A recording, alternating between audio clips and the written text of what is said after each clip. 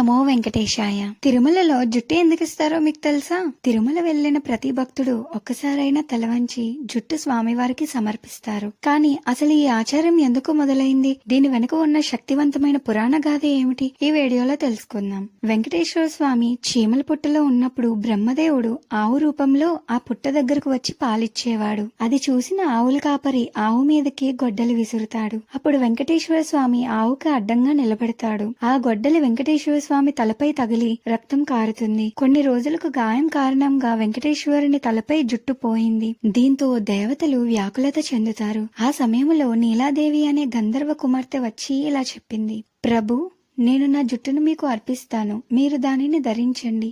ఆమె తన జుట్టును దేవుడికి అర్పించి తలకెరిపింది. ఆ జుట్టుతో శ్రీనివాసుడు మళ్లీ నీల జడతో కాంతివంతంగా దర్శనమిస్తాడు. ఈ సంఘటనతో ముద్దుగా సంతృప్తి చెందిన శ్రీనివాసుడు ఇలా వరమిస్తాడు: ఆ జుట్టు యొక్క శక్తి అంతా వేరే భూలోకంలో ఉన్న నీకు దక్కుతుంది అని చెప్తాడు.